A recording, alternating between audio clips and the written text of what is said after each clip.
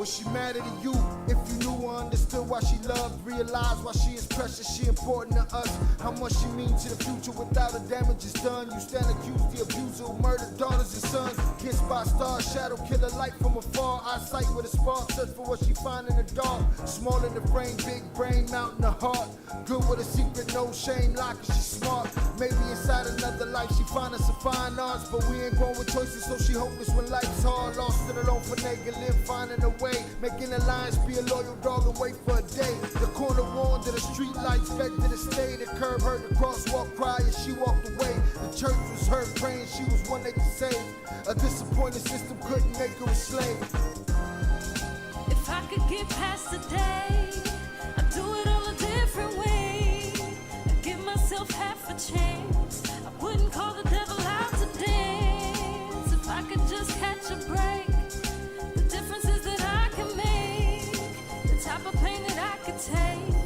Yeah, I'd die before I choose to break.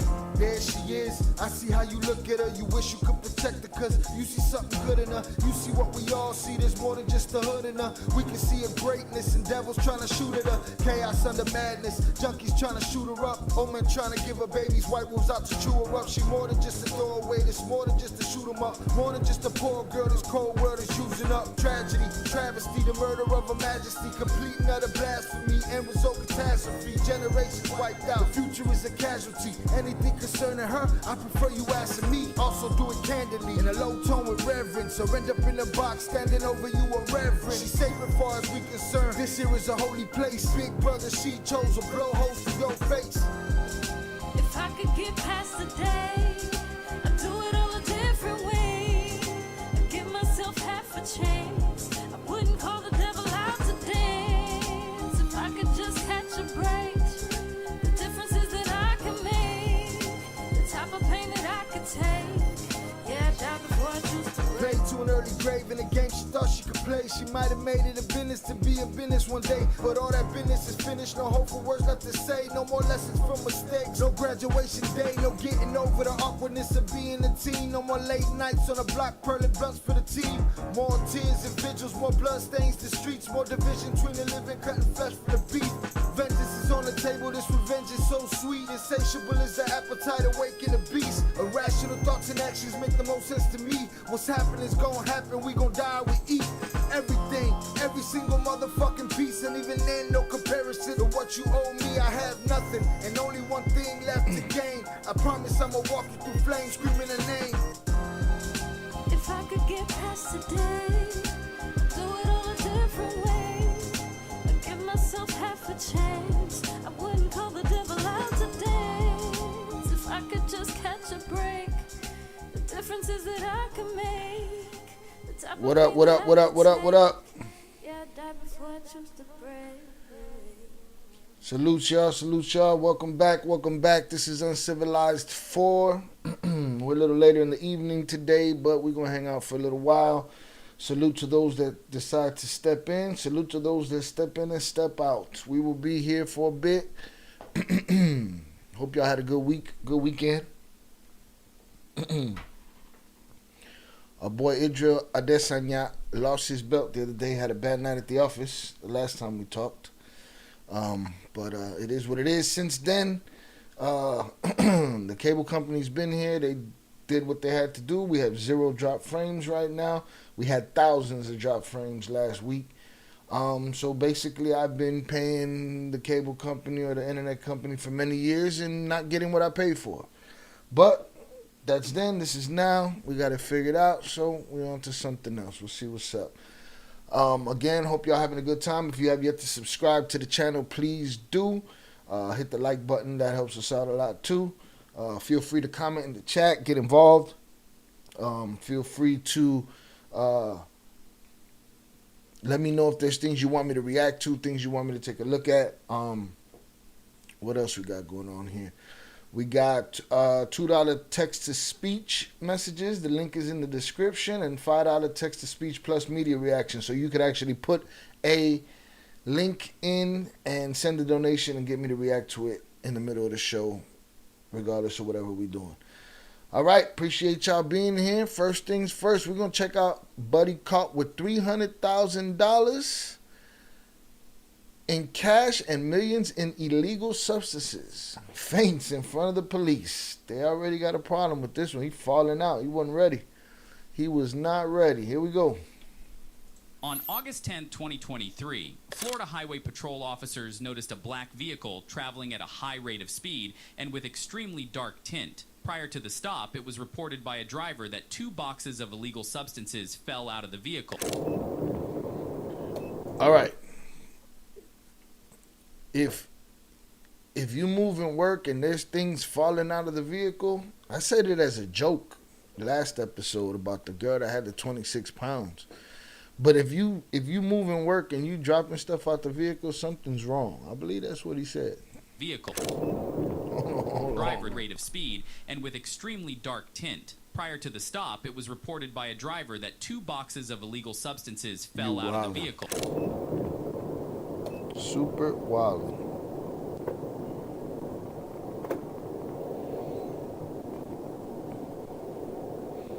Got an important call from a 6-year-old. Give me 1 second.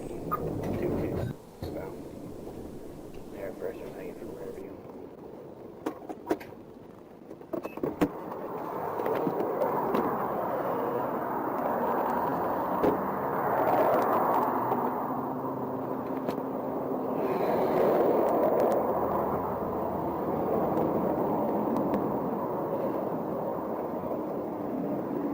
Can you roll that back one down for me?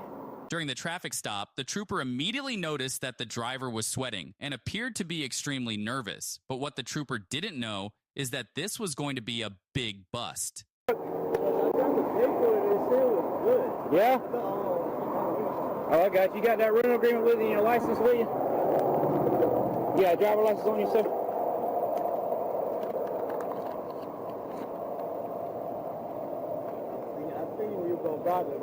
Yeah, it looked dark, man. I went left, I'm like, oh, I see, okay, you gonna come bother me. I ain't bothering you, it just stopping I for know, the... I seen it though. I feel like you come over when you see a police car and stuff. I got you. You still live in Gulfport? Yes, sir. I got you. Where you coming from today? Oklahoma. You coming from Oklahoma? Not Oklahoma, but I gotta bring it up to Oklahoma. I came from Came from Ohio, heading back home? Yeah, man, I flew to You flew up there to Ohio? What took you to Ohio? I got that. Your father's up there? I got you. No weapons or anything in here? I tell you what, if you'll roll the windows up and then turn your car off and come back here with me, okay? We'll finish the track stop back here by my car. Yeah, you can roll that window up too. Nothing on you. Is that just some cigarettes or something? I got you. You come on over here. I got you. Hang tight right there by that tire for me. I knew I seen you. Like, but why is it 10? Because they said 25. When they gave me the rental, Yeah. I said that 25%. And I gave it 25%. 788.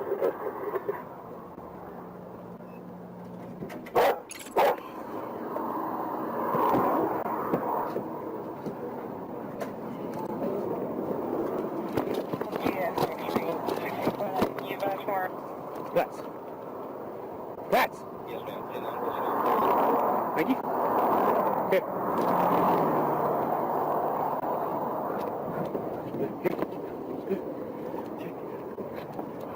Here. Good. Check.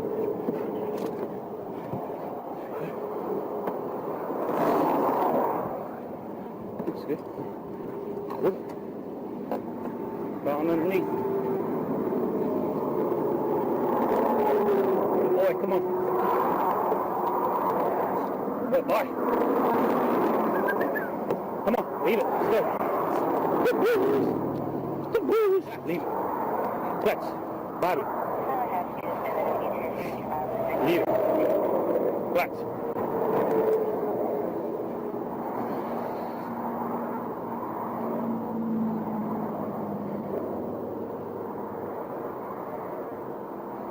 Send us someone with a cage, please. You guys have some extreme on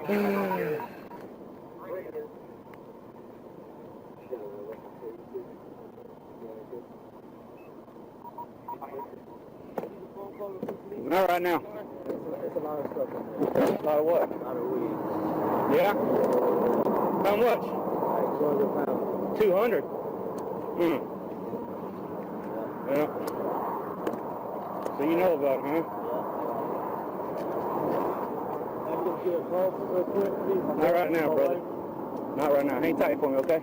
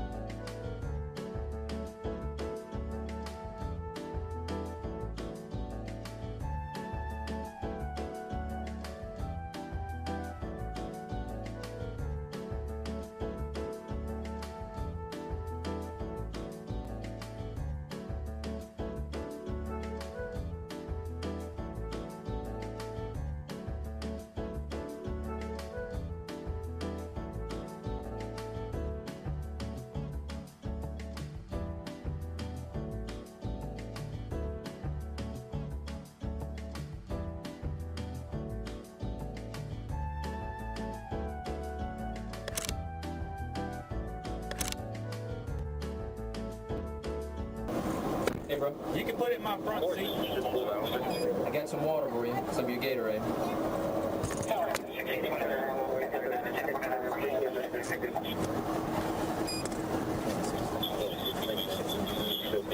Just don't open the wrong door. Hey, bro, hop up. There's a better spot for you back here. We'll get you some more air, okay? Come on. You got that big crank up? Yeah. True. Just hop up and put your shoes in here, man. Be an asshole to me. I'm trying to. We're not. You're not, dude. I just need you to do me. I'm asking you to do me a favor. We are, man. We got AC. We got EMS coming. Ain't it about that? Can you go grab my phone? No, we're not gonna make any phone calls right now, Hey, man. put your feet right here in your shoes, bro. Come on. The suspect was charged with trafficking and is currently being held without bond. I'm sure he won't be taking any road trips anytime soon. Before you go, write in the comments. Do you believe this was a random stop for window tint, or do you think the cops were tipped off? To choose this life over friends, over family, and we never quit. A cop can pull someone over for a variety of reasons. Maybe they were speeding, maybe their taillights were out, or perhaps they were driving a little erratically. Whatever the reason, the officer walking up to the car probably isn't expecting something sinister going on inside of it. The 4 traffic stops we're about to show you are not these simple cases. These are 4 recorded instances of discovering the passenger seat is occupied by someone who's been kidnapped, taken against their will, and forced into extremely uncomfortable situations. Our first case is from January 30th, 2017. It begins with dashcam footage of a vehicle being pulled over. Then police have the driver exit and move away from the vehicle. Every officer visible is heavily armed. Hey, B-Hill, get on your PA! B-Hill, get on your PA! Call him up! Even before the driver exits the vehicle, one of the officers can be heard saying there's a passenger multiple times. There's a passenger! There is a passenger! The dashcam continues for several minutes as the passenger exits the vehicle and is then patted down for weapons or dangerous objects. Hands up! Hands up, passenger! Get on the ground, passenger! All the way! Yeah, I got passenger. I got passenger. The passenger is a person with long hair and a hoodie, though it's not clear if it's a man or a woman at this point in the footage. Watch it. There's movement. Don't move. Don't you move. Stay down. Yep, sir. After 3.5 minutes, the footage changes perspective to a chest cam, which gives us a better look at the driver as he backs away from the car. It's a male suspect wearing suspenders and a t-shirt, but curiously, he's barefoot. The image is obscured by the officer's rifle for a short period of time, but then another officer walks up to the suspect with a spine-tingling question. Where's the key at? To the chains? Where's the key at? Where's the key at? In the ignition. To the chains. Just over 4 minutes into the footage, you can tell that this is no ordinary traffic stop. The driver is then seen being placed in the back of the police vehicle as we can see the passenger being patted down from another angle before they are also put in the back seat. It appears as if they're also not wearing shoes. The footage continues from the same. All right, y'all, I'm back. Sorry about that. I don't get to talk to the 6-year-old much, so when the 6-year-old calls, I take the call. But it seems to be just me and Old Soul in here right now, so I don't feel too bad about it. We good. I missed the whole thing. Did Buddy pass out? Buddy with the tints. He passed out? He cried? I'm going back. Be mad. Where is it at? Hold on. Hold the phone. On August 10, 2023, Florida Highway Patrol officers noticed a black vehicle traveling at a high rate of speed and I'm with gonna skim extremely through it. I'm dark gonna move tint. faster Prior through to the it, stop, but it was reported by a driver that 2 boxes of illegal substances Buddy fell was out of the dropping things vehicle. out the car.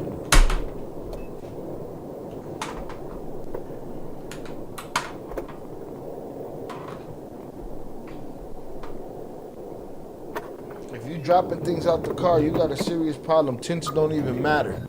You dropping things out the car. Dark tint. Prior to the stop, it was reported by a driver that 2 boxes of illegal substances fell out of the vehicle. 2 boxes of illegal substances falling out the vehicle. That don't even make sense.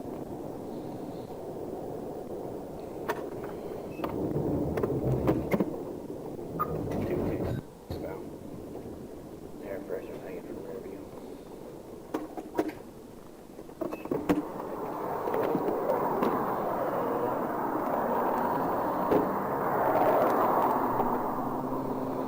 Hey, bro, you dropped 2 packs out the back. What you doing?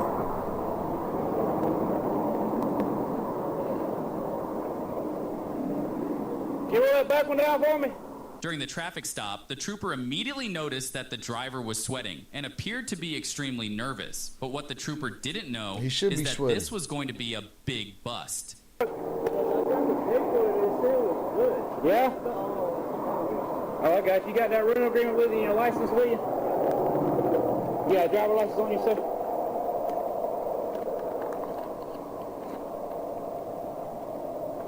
I think you were gonna bother me too. Yeah, it looked dark, man. I went left, I'm like, oh, I see, I was like, okay, you gonna come bother me. I ain't bothering you, just stopping I for know, the... I seen it though. I feel like you come over when you see a police car, so. I got you. You still live in Gulfport? Yes, sir. I got you. Where you coming from today? Oklahoma. You coming from Oklahoma? Not Oklahoma, but I think I got a green card from Oklahoma. I can't come home. Coming from Ohio, heading back home? Yeah, man, I flew to, You flew up there to Ohio? What took you to Ohio? Dude wildin', but what'd he Your do? father's up there? I got you. No weapons or anything here? They should have showed the camera footage of the packages falling out the car. Like, where were they? Okay? We'll finish the track stop back here by my car. Yeah, you can roll that window up too. Nothing on you? Is that just some cigarettes or something? I got you. You come on over here. I got you. It's one of my cousins. Ain't tight right there by that Hope tire not. for me. Hoping one of my cousins wouldn't have nothing falling out the whip like that. But why is it 10? Because they said 25. When they gave me the rental, Yeah. I said that 25%. And I gave it 25%. 788. Tinted windows. I ain't tinting shit. Damn, boy. He had the dog in the back seat, chilling. Get him. Glass. Glass. Thank you. Here. That dog gonna hit on anything. Anything they wanted to hit on. Find out, find out, find out. Good. Check.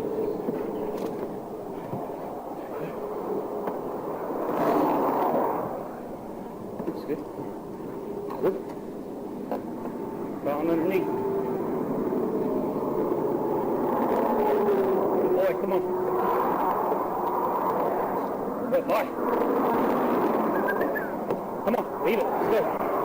Let's go. Leave it. So he got pulled over by the K9. They didn't even have to call nobody in. Leave it. Talk about luck.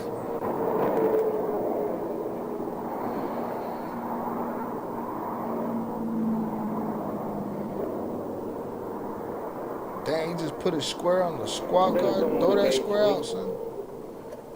Oh, he getting arrested? some extreme.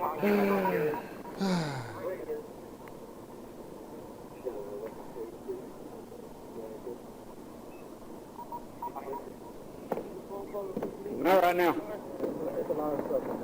lot of what? Yeah? Bro, just telling them everything. Don't just, you talking too much already. He's a talker. We got a talker, yo. There's a lot of stuff in there, bro. Not right now, brother. Not right now. Hang tight for me, okay? Oh, they got the music. We skipping all this. Come on, bro, please, bro. I'll give you everything. I know everything. I know everybody. Yeah, you ain't got nothing we want, man. We just want you to just keep it real with us. Tell us where the secret compartment's at, where the rest of the stuff. Nah, listen, bro. I'll tell you everything. Bro, you got moving boxes full of bud in there?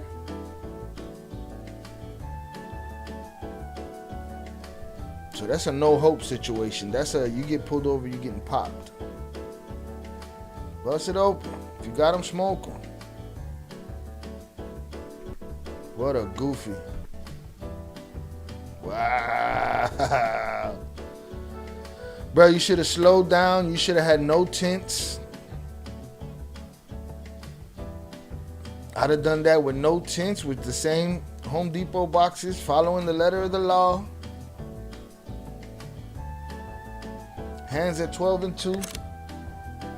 250 pounds. And the money? You had the money and the work together? You twigged. The suspect passed out. He better pass out. That ain't going to be the end of it. You can put it in my front seat. He owes somebody 300 stacks and 250 pounds. I got some water for you. Some of your Gatorade. What a goofy. Oh, man. Shit got real, see? Come on, kids, take a look. This could be you. This could be you. You make the wrong moves, you sitting there looking like Buddy, all weak in the knees, getting bottle fed by the police. Just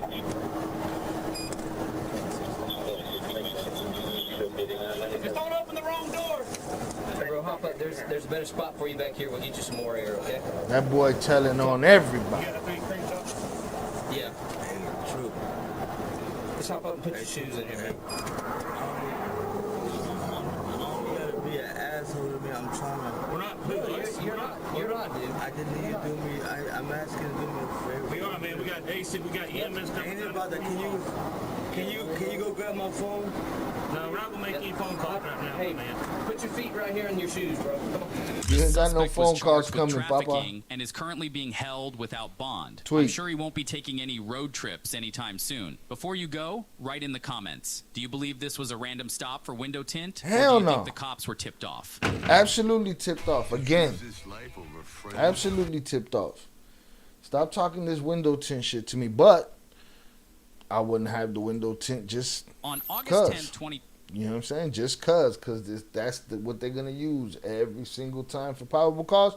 And if they ain't got that, they're going to find something else. So don't worry about it. It ain't but you can't be dropping packages. You can't be passing out.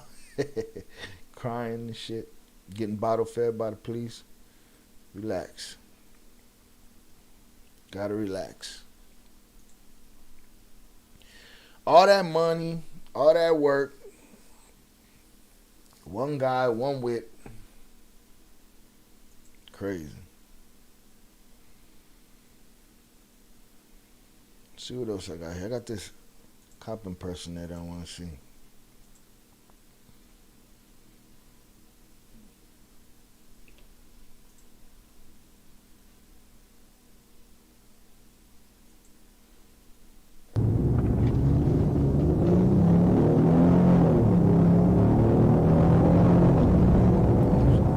Right there in the white. Thinks he's the police. This is alleged cop impersonator gets arrested by Georgia police. He want to be one of them boys real bad.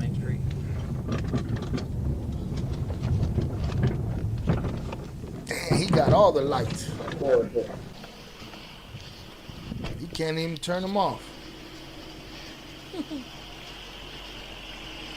Hey, partner. Every light. Hey, I'm Officer Park with the Akron Police Department. And the shirt. The only reason why I'm pulling you over I guess y'all were, well, that's my chief of police right there. He saw y'all go around traffic. He was trying to figure out who y'all were with or what was going on. Okay. So he called out on the radio and asked for a marked unit, and that's why I got you pulled over. That's fine. So, what's fine about it? I'll just let him come up if you want to ask. Who y'all work for, Georgia Metropolitan? Yeah, I'm off-duty hero operator. Oh, off-duty hero operator? How you doing, Chief? Hey. Off-duty what? Operator. I just was working off criminal detail. That's my ID. That's my badge. Yeah, I just was working in criminal detail. I went to get my car checked up because you can see all the lights on. Why is the car registered to an individual? That's mine. This is my company. So what are you doing with all these red lights? Sorry? Why all these emergency lights?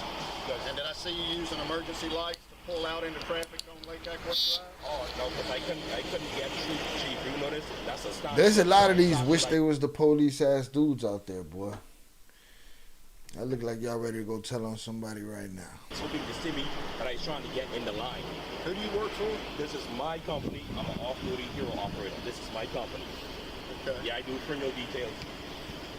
Yeah. So you look like me, you're impersonating a police officer. Oh, no, sir. I'm not impersonating, sir. You got any ID on you? Yes, sir. We look in the front. We look in the front. I see red lights. I saw red lights when you pulled out. Yeah, that's sir. That's when it activated to the back. Yeah. Where's your ID? Right, yes, Chief. Yeah. Do you have a lighting permit for the vehicle? Yeah, right there on the glass. Okay. Look at your uniform. What's that uniform all about, bro? It's everything you wished for. Your site traffic is skyrocketing. Until this. Thank you, sir. Be right back with you, okay? All right. Yeah, it's got a light permit. I'm just looking at this, sir. Hammer bars, spotlight, red lights, flashing in the back. The light permit's good through December of this year. Light permit.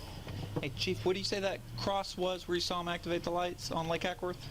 What's the name of the subdivision with the mayor behind? Top flight. Lake He was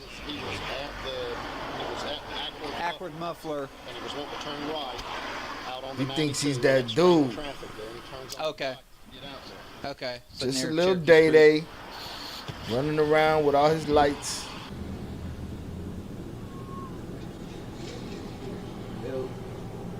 That is roughly about 300 feet. Bro, creases, slacks, and everything. He's got front windshield tinted and all windows are over there. His front windshield's power tinted. Awesome. Does he got a gun on him too? Bro, go to the academy with all that shit. The thing is so he has a lighting permit that's valid. He has a lighting permit that's valid for the vehicle. To have Can't have red though. Can't have red or blue, right? That's what I'm curious about. If he has a company that does escorts, I'd have to look back in the law. I would assume it's amber and white. Right. But at the very least, from what Chief's saying, he's improperly using them. He's not on an escort. Right. He's just trying to cheat his way into traffic. So at the very least, I want improper use of emergency. Buddy just drive around all day cutting people off with his lights. Yeah. Yeah. It's just I didn't, Chief didn't get me a number, so I don't know if he was pacing them. I don't think Chief was pacing. Wait. Let's see if he had the Mountie boots on. Them. Oh, he got the Mountie boots on. Pacing him. He didn't tell me Go on, that. look at his boots. Hold on. I didn't, Chief didn't get me a number, so I don't know if he was pacing. And Mountie boots. Look at him. This dude's full Michael Jackson on his European tour with the buckles and straps. I don't think Chief was pacing him. He didn't tell me exactly how fast he was doing it. And he was saying, oh, he said 57? Oh, okay. We can't pace our cars, but we can do too fast conditions. It's red.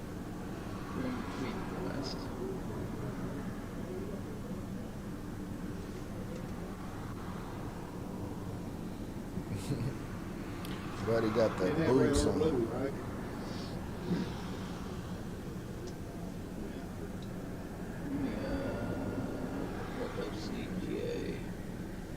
OCGA.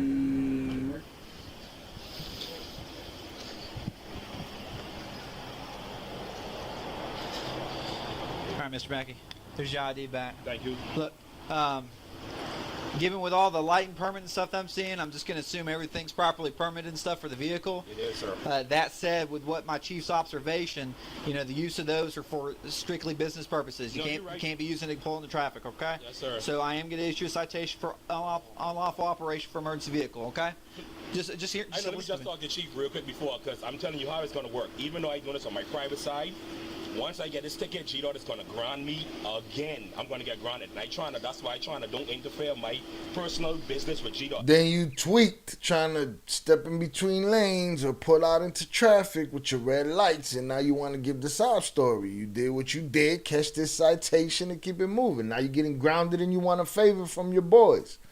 Anytime they run a driver's license number, I'm going to get grounded. I asked the chief, please. Hey, but you have to understand that this whole scenario And you're not a cop. They ain't likely to do you no favors. is a big issue for us too, because the uniform and lights and all that. This is when it gets. The thing is, this is my company. I run my company respectfully. Okay. Because I deal with high clients. This is my uniform. Not me say officer, nothing. This is my uniform. I got you. Yeah, you got it made. I just want to talk to the chief. I know you're going to still do your job. I mean no harm. You can check me. My badge number is 440. I run the express lanes. Just hear me out. I don't want to get grounded. If the chief wants to argue, that's fine, but this is going to stand, all right? Just let me explain this. What I need you to do is sign here at the X. Signing is not an omission. I know. Okay. All right. I'm a former police in the Bahamas. I know. Okay. Now he a former policeman. Boy, you been a policeman. You been all kind of shit already. Please, if I could.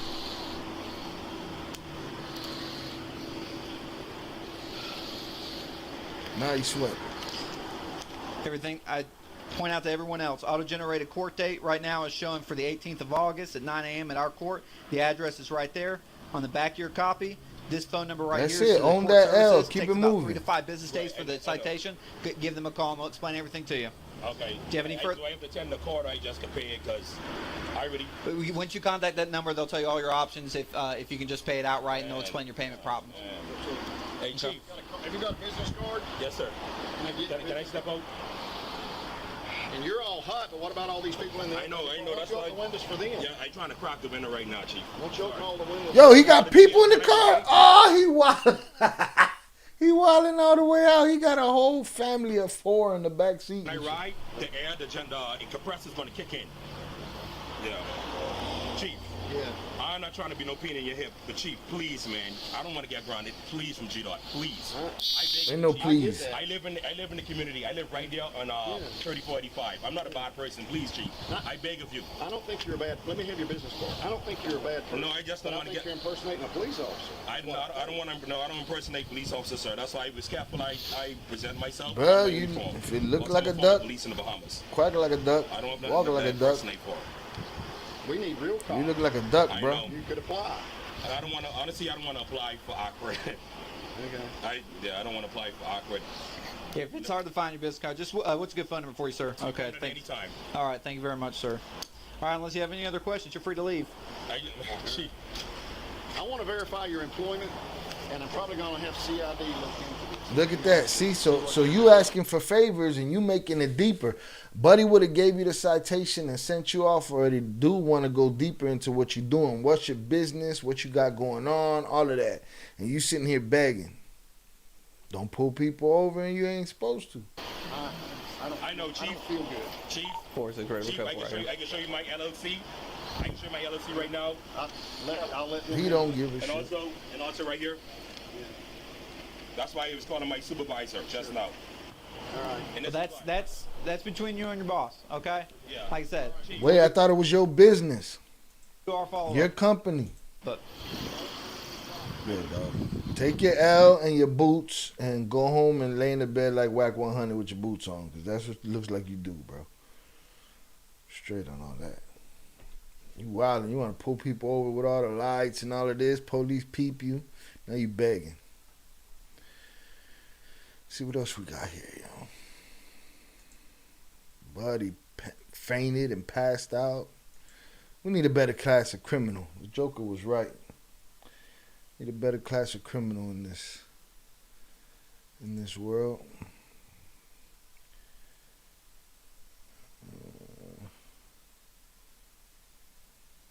There was something here that I wanted to see about some kidnapped people. deal with it.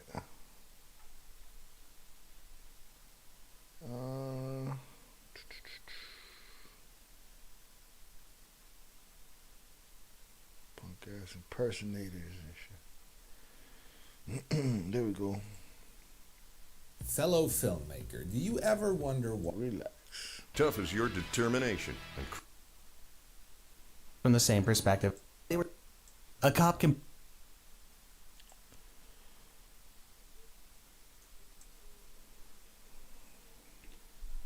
A cop can pull someone over for a variety of reasons. Maybe they were speeding, maybe their taillights were out, or perhaps they were driving a little erratically. Disturbing footage of kidnapped people. Whatever the reason, the officer walking up to the car probably isn't expecting something sinister going on inside of it. The 4 traffic stops we're about to show you are not these simple cases. These are 4 recorded instances of discovering the passenger seat is occupied by someone who's been kidnapped, taken against their will, and forced into extremely uncomfortable situations. Our first case is from January 30th, 2017. It begins with dashcam footage of a vehicle being pulled over. Then police have the driver exit and move away from the vehicle. Every officer visible is heavily armed. Hey, B-Hill, get on your PA! B-Hill, get on your PA! Call him up! Even before the driver exits the vehicle, one of the officers can be heard saying there's a passenger multiple times. There's a passenger! There is a passenger! The dashcam continues for several minutes as the passenger exits the vehicle and is then patted down for weapons or dangerous objects. Hands up! Hands up, passenger! Get on the ground, passenger! All the way! Yeah, I got passenger. The passenger is a person with long hair and a hoodie, though it's not clear if it's a man or a woman at this point in the footage. Watch it, there's movement! Don't move, don't you move! Stay down! Yep, sir. After 3.5 minutes, the footage changes perspective to a chest cam, which gives us a better look at the driver as he backs away from the car. It's a male suspect wearing suspenders and a t-shirt, but curiously, he's barefoot. The image is obscured by the officer's rifle for a short period of time, but then another officer walks up to the suspect with a spine-tingling question. Where's the key at? To the chains? Where's the key at? In the ignition. To the chains. Just over 4 minutes into the footage, you can tell that this is no ordinary traffic stop. Just over 4 minutes into the footage, you can tell that this is no ordinary traffic stop. The driver is then seen being placed in the back of the police vehicle as we can see the passenger being patted down from another angle before they are also put in the back seat. It appears as if they're also not wearing shoes. The footage continues from the same perspective as the officer jogs up to the car that was pulled over. As he gets closer, another cop can be heard saying, "Get a camera on this thing." Put a camera on this thing. What happens next will shock you to your core. A woman, shaking and frantically crying. Prior to the officer asking about the key to the chains, she was chained down by her neck where she now sits. Do you need me to say anything about what happened or anything? Don't worry about it. Just hold on for now, okay? Imagine how many people we drive by on a daily basis and somebody is in one of those whips against their or forced to be in one of those whips. Hold on, okay? I want to take some pictures. We have the evidence. He's tight, chained down by the neck. Okay, go ahead. She's unable to catch her breath, almost hyperventilating as she sobs. Her face is obscured for her protection, but even the censored image is heartbreaking all the same. As the officer moves away from the car, she says, "Please lock them up." Okay, let's back them up. Let's go inside. Against their will. Go ahead, bro. Go ahead, do it. The officers around the vehicle listen to the woman as she talks to them, though exactly what she's saying is difficult to decipher. Shortly after, another officer undoes the set of chains, which you can hear being removed from their routing. Come on, okay. Go this way. Come, hold on. There. Got another hand, okay? Got it? Yes, hold on. Hold on, we got you. You have any check, no? Crazy. He had me earlier and I got him to take him. The woman then exits the vehicle as she continues to hyperventilate and cry. She says to her saviors, "Oh my God, how did you find me?" As the police continue to undo the chains, I don't remember. I didn't peep what happened at the beginning right there. Why they even pulled them over? She's like, "Why did y'all? How did y'all find me?" She says they choked me out like 6 times. Even now that she's safe, the woman is clearly traumatized from her experience. He choked me out Sarge. like 6 times. I don't got a key for this one, guys. Sarge, I don't got a key for the neck one. Okay. Bro, go beat them dudes There up it is, till you here get it their is. key. Okay, hold on. Give me time. Once she's freed from all her chains, she begins to tell the officers what really happened to her. I was in Las Vegas. He broke into my Las Vegas apartment and stole me from my home. Las Vegas. Damn. Nevada. Nevada? He fucking hauled ass. Do you know the guy? Yeah, His he's my ex-boyfriend. ex-boyfriend. How did you know? They called us and told us. Who did? I was up at the office trying to run him, see if we had anything on him. My God. The woman was apparently ripped from her very own home by someone she once trusted. The called? perpetrator of this heinous crime is none other than her own ex-boyfriend, who ripped her from her house, threw her in the back of his car, and chained her up. This woman is living a horror story. No. He dragged me out of the place and I so hard because I was like, this is how you die. And I think a neighbor saw me getting dragged out. The woman, who reveals her name is Jane, is then taken to an ambulance where her treatment and healing can begin. Oh my God. I can step up, okay? I'm not trying. Let you guys do your thing. The footage then cuts to the perspective of the back seat of the vehicle from the beginning, where we see the driver, Jane's ex-boyfriend. The audio is garbled and low quality, but you can see in this man's face that something isn't quite right. When he looks into the camera, it's like he's seeing into your very soul. After several minutes of complete silence, the perpetrator begins to sing a song under his breath and then asks a pretty strange question.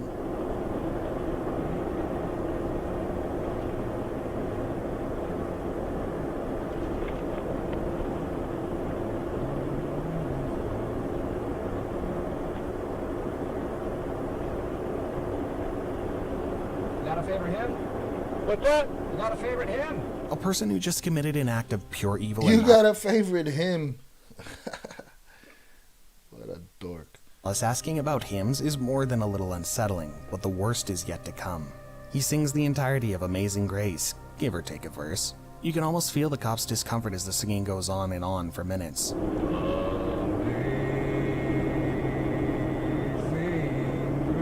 Put his teeth out.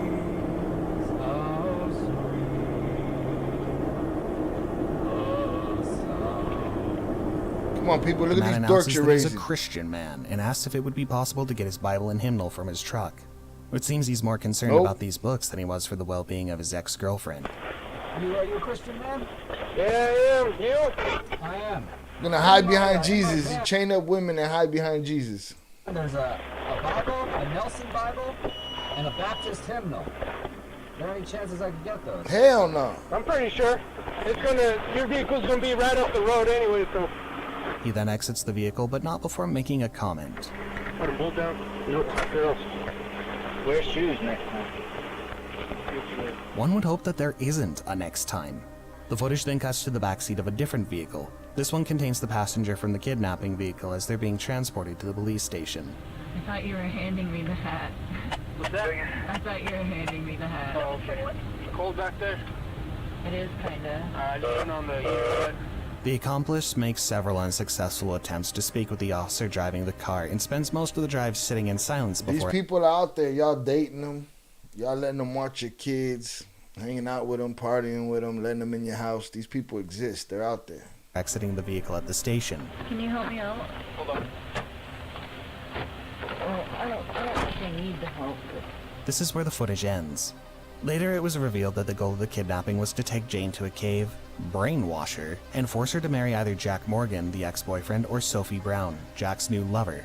Both Jack and Sophie were charged with kidnapping and false imprisonment. Jack and Sophie think that they're Charlie Manson and them girls that Charlie Manson taught how to kill everybody or convinced to kill everybody. That shit's crazy. Telling you, how many times do we drive around and there's somebody against their will in the car just passing us up and we don't even know it? The human trafficking is one thing. 20 people you think it's, in your mind you just think it's 20 people in a meat wagon and then, nah, man, it's one at a time, or all kind of shit, man. All kind of shit. They had this lady chained up in the back seat, wilding. January 14th, 2023. The Columbia County Sheriff's Office in Wisconsin began receiving frantic 911 calls around 3 a.m. The calls described an extremely unusual, extremely unfortunate event. A woman's car was stolen. with her still inside of it. South County has the female on the phone now. They are going westbound. 10-4. She got jacked and kidnapped. The unidentified woman was taking a nap in the back seat of her car while her husband went inside the Love's truck stop they were parked at. She woke up into a nightmare as her car was being driven erratically at high speeds by a complete stranger. Big mistake. Stop sleeping in cars. Stop leaving your significant other sleeping in cars and going into gas stations and all of this. Y'all people wilding because this dude that took off, they out there. They out there.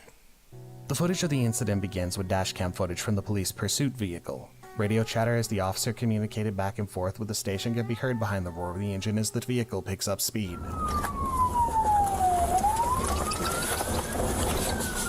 33, just passing the SUV at 188 County Road J.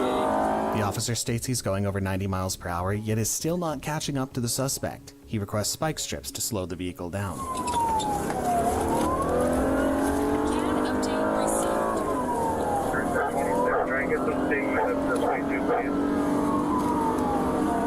If somebody could get spikes at 188 and 60. After several minutes of pursuit, the officer finally catches up to the kidnapper. He continues to communicate the situation with the station as the other vehicle approaches the spike trap that's been requested.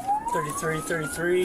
Looks like negative spikes. We're going to be heading eastbound State Highway 60.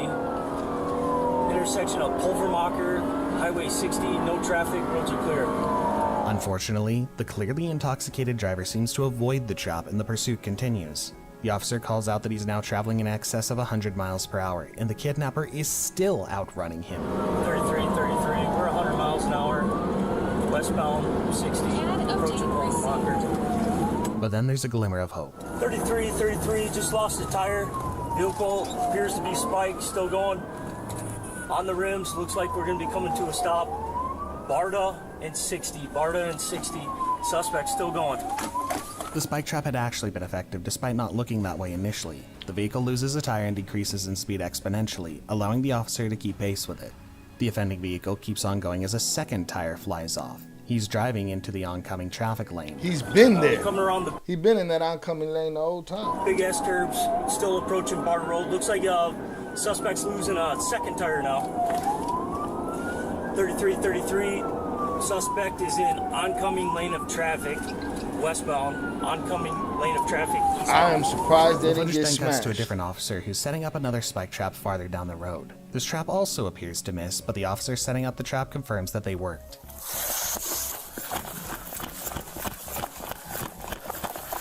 Cut your lights off.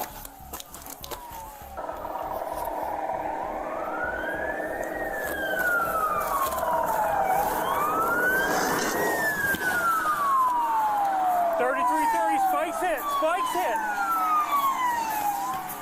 The high-speed pursuit continues as several other police vehicles join the chase. The kidnapper refuses to stop, despite going off the road at least once before regaining control of the car.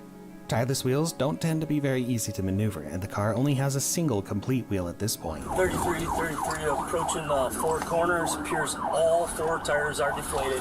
We're at Lodi Shell. At some time, the pursuing police decide it's time to stop the chase once and for all. This guy's from Since Europe. the He suspect just drives refuses on to the stop left. or pull over, they have to stop him by force. The footage perfectly captures the moment that the lead police I vehicle was rams waiting the for rear them to passenger side of the vehicle, hit him with a causing the pit kidnapper's maneuver. car to fishtail, skid About off the road, time. and slam into a barrier before police cars move in to pin it down. 33, I copy, successful hit. 33, Y'all don't know if he got a hammer. Y'all don't know what he got.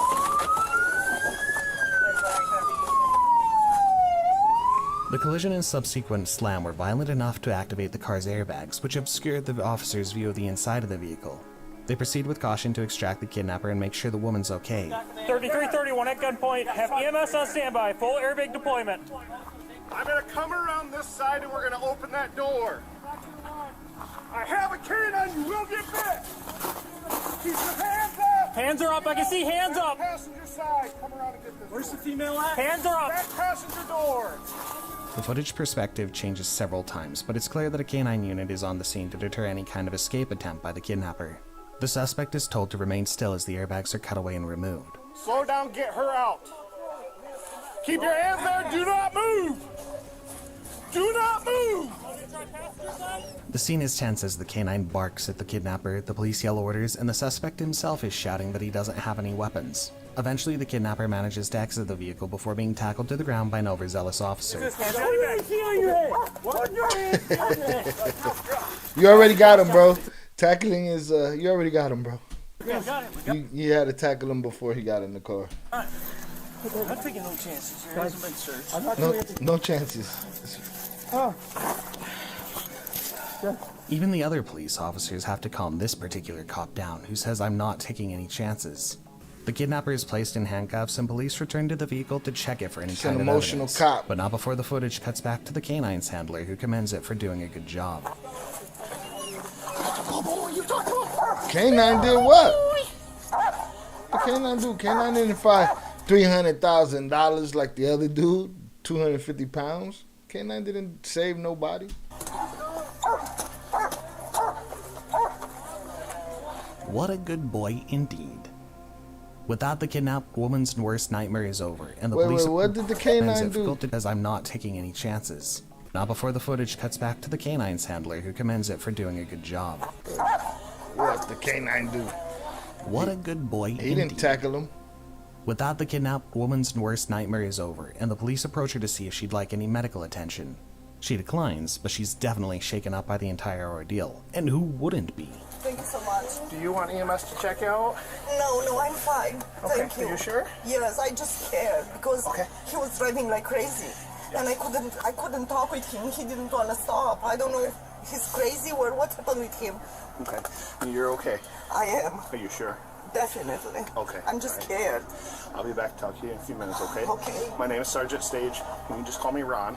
They accidentally sicked the dog Once the on dust settled, the police learned that the kidnapper's name was Kyle M. Wagner, a 51-year-old male from New York. It was later revealed that he had used fentanyl and meth within 24 hours of the kidnapping, evidence of which was found in his own vehicle after it was searched. Kyle was charged with felony eluding, false imprisonment, operating a motor vehicle without consent, reckless driving and endangerment, operating a vehicle while intoxicated, possession of meth, possession of drug paraphernalia, and possibly others. Oh, you popped, Kyle.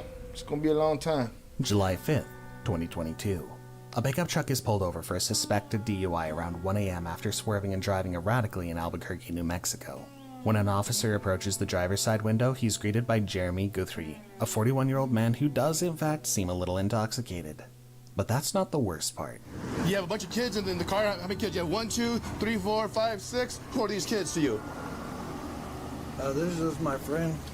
That's your friend? In the car with Guthrie were 6 underage teens, a mix of boys and girls. Put that dog Guthrie down. frankly acknowledges that these passengers are his friends. If your stomach is beginning to turn, your worst fears are about to be confirmed. Chest cam footage of the incident shows the interaction police have with Guthrie after they pull him over, which doesn't get off to a good start. Hey there. Hello. How are you? All right. Just all right? Yeah. Okay. Should driver license?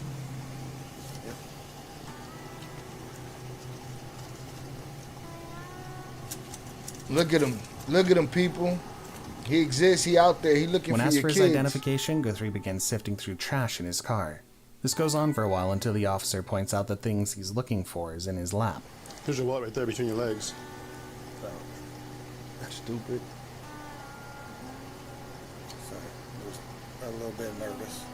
Guthrie's movements don't appear to be those of a sober person, and the involvement of alcohol is looking more certain all the time. The officer explains why he pulled Guthrie over and what drew suspicion to him. He thought he was going to crash. Huh? That's it. You mentioned that you were nervous? Right. I was nervous while I was behind you driving down I-40. You were in lane number 1. At times, you went all the way from lane number 1 all the way over. Didn't use a signal. Had problems keeping your vehicle one lane. And then, when you merge on from westbound 40 to northbound 25, you took that curve way too fast. I did. I'm sorry. I thought you were going to crash. No, I don't. I didn't say. I don't think so. I'm just saying I thought you were going to crash. This is when the officer brings attention to the children in the car. Guthrie claims the girl in the passenger seat, clearly a minor, was 18. Things do not go well from here. I hope it goes real bad. The worst kind of bad. The kind of bad that I can't show on YouTube, that's the kind of bad that I hope goes down right here. The kind of bad that'll get my channel flagged and popped off and knocked down. That's what I want to see. Hold on a sec. No, I don't. I didn't say. I don't think so. I'm just saying I thought you were going to crash. This is when the officer brings attention to the children in the car. Guthrie claims the girl in the passenger seat, clearly a minor, was 18. Things do not go well from here. Yeah. How old's your friend? 18. That girl's not 18? Ah. That girl's not 18? Yeah. No, she's not. No, I don't think she is. That girl's not 18. Trust me. She don't look 18. The officer then asks the girl directly how old she is, but she refuses to answer. Ma'am, how old are you? I didn't ask you your name. I asked you how old you were. This is when Guthrie is asked to get out of the vehicle, and another stomach-turning development shows itself. Come on out. Not only are Guthrie's pants undone, he has buttons instead of a zipper to secure the flap of his pants. Ah, pull his ears off. Psycho, then I don't know what does. Why's your zipper, your buttons down in your crotch? Right there, you take his eyes out, his ears off. Just forgot. Okay. First, Guthrie explains his indecency by saying he just forgot after he relieved himself, but he's so drunk that you can almost listen. This is, if you ask me, these people cannot be saved. They cannot be rehabilitated. They cannot be fixed. They can't be fixed. Here's failing to turn his head to produce more words. Now the officer begins to question Guthrie about his drinking that night. He at first states that he hadn't had anything to drink, but then says he'd had a few drinks several hours before. The officer picks up on this narrative weakness immediately. When did you last drink? Like, probably, it's been a little while. Like, an hour? I would say it's more than like maybe 2? Yeah. Roughly? Okay. Like 2 hours. That's fair. Because you know what? 2 hours is totally different than, no, I haven't been drinking. You know what I mean? Guthrie can't keep up with the cop's line of questioning. The officer then asks again about the children in the car, and Guthrie seems reluctant to answer. He states again that they're his friends, and admits that he himself is 41. The officer gives up on questioning Guthrie and moves to question the passengers. At first, the teens are combative and not willing to answer the cop's questions. It doesn't take long for him to convince them to come clean, though, and they reveal that they're all either 13 or 14 years old. Okay, how old are you? 14. Thank you. Simple question. 14. Really 14? Yes, sir. Okay. 14. Okay. 13. Okay. 13. Okay. 14. Okay. Who's this guy to anybody? That's our homies. And then she knows his kid. Okay. So, that there's your homie? Or, okay, so you guys all need to call your parents. Yes, sir. Okay. Okay. And have your parents meet us here. This is well below legal age, and definitely too young to be hanging out with a 41-year-old man they don't know that well. The officer then has the teens call their parents to pick them up, and he even speaks to a few of them to get them up to speed on the situation. This is Sergeant LaFay with State Police. Where were they at? Your son, along with... Where were the parents at? Where do they think their children is at? You know what I'm saying? I'm guessing five of the other buddies.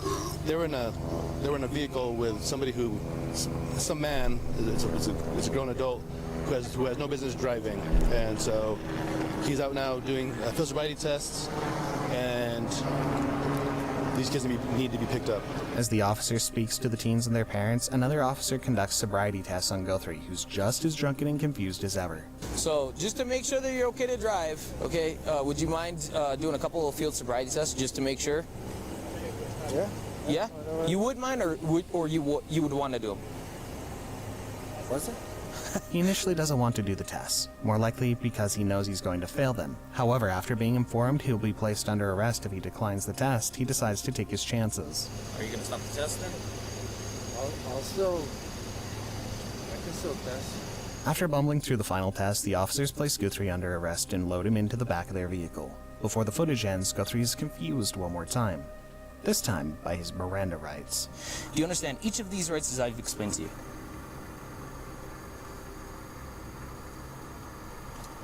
Sorry, could you say that again? Yes or no? Put this fool in Yes, General Pop right now. Jeremy Guthrie was charged with driving under the influence and 6 counts of child abuse. Later, the case expanded to include charges of sexual assault against a minor after it was revealed that he'd had a relationship with one of the 13-year-olds in his car from when she was 12, and he'd even gotten her pregnant. That pregnancy resulted in a miscarriage. You gotta take him out back, and you gotta put him down. Guthrie continued to communicate with the girl behind bars using a guard's cell phone. July 16, 2023. Wait, what? Guthrie continued to communicate with the girl behind bars using a guard's cell phone. Bruh. Guess what? That guard put him in there with dude. That guard is an accomplice. You know what I mean? July 16, 2023. Police in Fayetteville, Georgia. Listen, there's no coming back from that, bro. As far as I'm concerned, there's no coming back from that. Them dudes right there, they serve no purpose on this planet. None whatsoever. Not even a little bit. Nothing good could come from a person like that. Nothing. Just useless. No point in them being here. July 16, 2023. Police in Fayetteville, Georgia, just outside of Atlanta, received a report of a kidnapping in progress around 11 p.m. Police couldn't have known at this point how tragic this kidnapping would become just a few hours later. 20-year-old Cameron Hopkins showed up at a Wingstop restaurant late that evening as his ex-girlfriend, Kalia Jones, was working her shift. A couple of patrons from the restaurant that night were questioned to see what they observed. What happened is, when we came in... Hold on. Working as his few hours 11 p.m. Police just outside of Atlanta received a report of a kidnapping in progress around 11 p.m. Police couldn't have known at this point how tragic this kidnapping would become just a few hours later. 20-year-old Cameron Hopkins showed up at a Wingstop restaurant late that evening as his ex-girlfriend, Kalia Jones, was working her shift. A couple of patrons from the restaurant that night were questioned to see what they observed. What happened is, when we came in, I don't even recall whether he was already here or he came in after we were here. He proceeded to go in the back, accosted her back toward the rear of the store, grabbed her by the arm, and walked her out of here with a weapon. Apparently, when Hopkins entered the restaurant as a typical customer until he grew impatient, went to the back of the restaurant and forced Jones out of the building and into his car at gunpoint using some type of handgun. Chest cam footage shows officers inside their pursuit vehicle as they chase Hopkins down at speeds in excess of 100 miles per hour. You can't see much from the perspective of this particular chest cam, but you can see trees and streetlights whipping past the windshield as the driver does everything he can to catch up to Hopkins. Over 100, about 105. McDonough Road, coming up on Folsom Road. He's blacking out. The pursuit continues in dangerous conditions as unknowing citizens go about their evenings in oncoming traffic. The chase carries over from Fayette County into Clayton County as Hopkins tries to evade police. Dashcam footage shows the moment police decide to end the chase by ramming the kidnapper's car as it turns into Lovejoy High School. So they're gonna hit him with a pit maneuver. Terror strikes. He's gonna smoke her? Radio, shots fired, shots fired. Damn! Hey, I'm behind you, I'm behind you. Did he I don't know. blaze himself too? Look right here, they're still in the vehicle. Ladies, don't date cowards and erratical dudes that kidnap you from your workplace. Oh, shots being fired. Units advised, Clayton. Police hear gunshots from the kidnapper's vehicle as they exit their own, and the danger of the situation escalates exponentially. The officers take cover behind their car with their guns drawn as they wait for orders. The footage provided doesn't show what happens next, but reports say that Cameron opened fire on police from inside his car before he turned the gun on Kalia Jones and shot her several times. Police then fired chemical irritants into his car, which convinced Hopkins to surrender. He's coming out. What little hoe? What little hoe? You was busting it out with the police, so you blaze her, and then you get out alive. You a little hoe. Should just gone at it with the cops. What you smoke her for? He's coming out. Down him right there by the car. The passenger door. Climb out. Yeah, he's gonna climb out. Yeah, make him climb out. Get out of the car. Get out of the car. Just come out of the car for us. Hey! Get on the ground. Get on the ground, man. Keep your hands right there. On the ground. Unfortunately, it's clear to the officers, even from their vantage point, that Kalia Jones wasn't able to survive her wounds. Later in the footage, Hopkins could be heard crying and asking for Jones as police pour water in his eyes to soothe them from the chemicals they used. Sue them, let them chemicals soak, all of this. Listen, I get it. There's some times that I want the police to act like human beings, and there's sometimes, you know, that I want them to be savages, or whoever caught them. If it was a mob of people that caught him, just let that mace soak into his eyeballs. Don't let him cry for nobody. As police pour water in his eyes to soothe them from the chemicals they used. No, because the gun went off on her. Okay. We're not arguing with you, dude. All right, Stick your head out. Stick your head out. Oh, now he talking about he wasn't trying to do what he did to her. Now it just happened to happen. This on you so you can get some of that OC out of your eye. Or did he bust at the law and the law busted back and ended up hitting her? Who knows? But right there, waterboard him. Turn your head the other way. Where is he? Yes or no? Do you want more water? Can I use more? Apparently, Hopkins told police that she had the gun and she shot herself, but they don't believe that to be true. One cop said, "I think he's full of shit." I think he's full of. He said she had the gun and she shot herself. No, it was him. I could clean his day. He was coming around with, and that's why I failed. I'm just saying that's what. Well, I know. That's when you jumped out, and I jumped out. I heard the shot, so I was like. Gammon Hopkins is facing charges of kidnapping and aggravated assault in Fayette County and murder as well as possession of a weapon in Clayton County. You're in jail, little buddy, for a long time. For a long time, you going to jail. Wow. Yo, be vigilant out there. Be vigilant with your family, with your kids. There's animals out there, predatory animals trying to get at y'all's children. Don't give them a chance. That is crazy. That is crazy. But that dude, the story right before this, has 4 or 5 kids in the car. Listen here. That ain't happening. There's no helping that dude. That dude is tarnished. He don't exist. That's a monster. And then he's still in jail using CO's phones to get in contact with this young lady. And the reality of it is that guy's an accomplice. Get them all. That's some shit. There's no coming back from that. There's no rehabilitation for that. No correcting that. Not at all. Not even a little bit. That shit was annoying. How y'all doing tonight? If it's just me, it's all gravy. We'll keep doing what it do. Cut these up during the week and put them out. Also, there's no coming back from that. That dude, those dudes, gotta put them down. Gotta put them down. There's no remorse, none of that. All right, let's check this out right here. Now artificial intelligence can generate ad. Gotta relax. This something like that. I can't see her doing something like that. Oh, well. This is called The Husband Realized His Wife is the Murderer. I can't see her doing something like that. Well, see it, little buddy. Because evidently she did it. Evidently she did it. Husband realizes his wife is the murderer. I can't see her doing something like that. She's super intelligent. Well, you blind and stupid. This is the moment Zach realized his wife, Ashley, was a secret murderer. Police found Taylor Wright, a friend of his wife, lying dead on his property.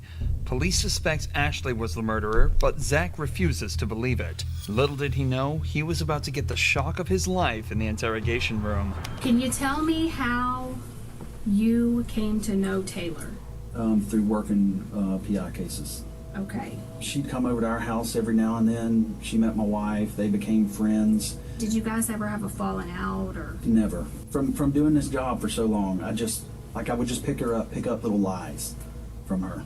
Just stuff just didn't start seeming right. She would disappear for days. You couldn't get her on the phone. Greg and I would try to call her. You couldn't get her on the phone. Taylor had been known to go missing for days at a time, but this time was different. She hadn't been seen for over a month before she was found.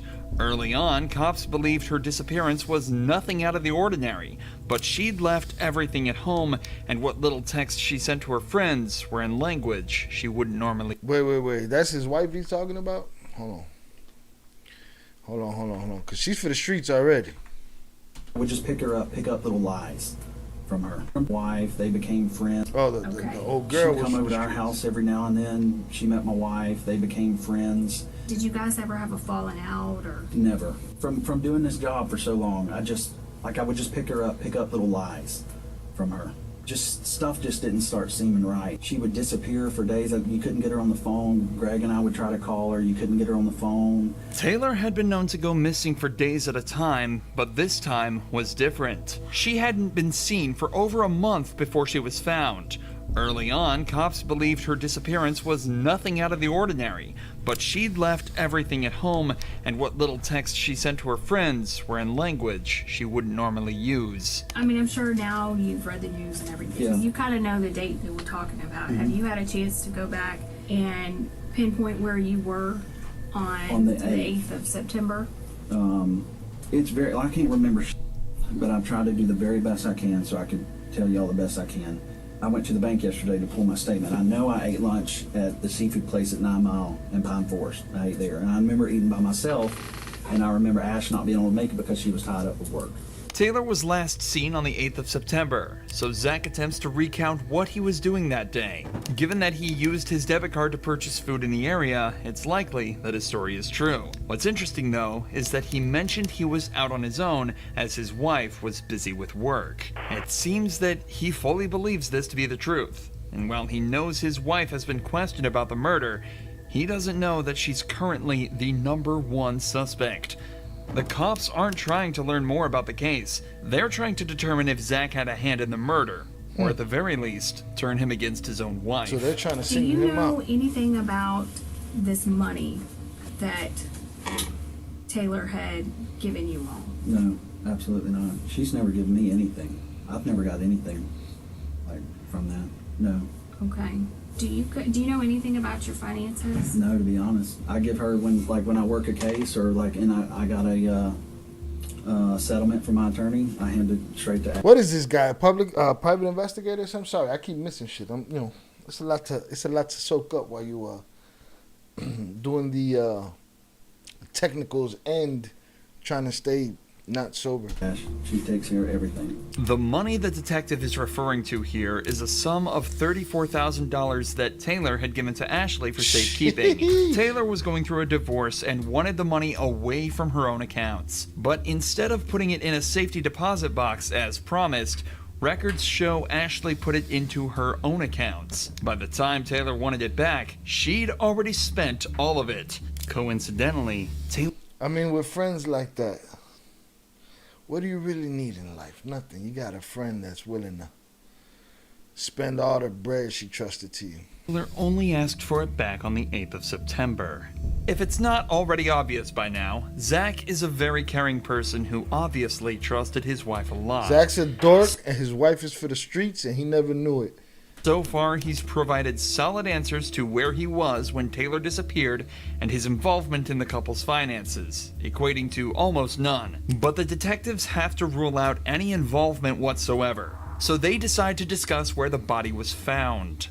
The property up on Britt Road, and that's owned by her aunt and uncle. Have you ever been out there? Yeah. When's the last time you think you were out there? The last time I went out there is when I traded my four-wheeler. What you trade your four-wheeler for, bro? For a side-by-side. And that's the last time I've been. Before that, it was, I couldn't tell you. But when was that? A couple months back. Your phone number, the 554 number, do you always keep that on you? Yeah, I reckon. Do you ever loan it out to anybody? No. Okay. No. Would you ever loan it to anybody? Or No. do you remember Ashley ever using it taking it with her? No, never. Okay, did it ever get lost or stolen or anything and get replaced? No, not that I recall. Okay. This might seem like a random question, but phone records actually played a huge part in uncovering the truth in this case.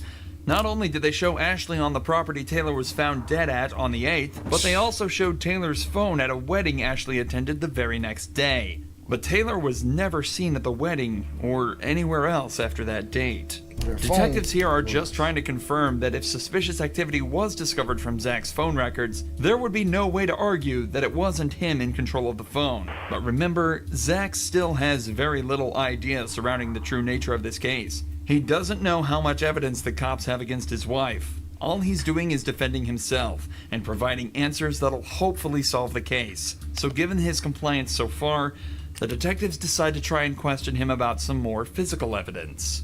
Do you own any 9mm handguns? Whole bunch. My Glock. Just one, or? Yeah, when I've got a lot of guns, so a lot. I think one Glock 9. What model? 19. 19. Okay. Do you know how Taylor died? Yeah, for Ackerman told me that the girl was shot, and he heard that from Molchan. So Ackerman told you, and he got it from Molchan? Yeah. Okay.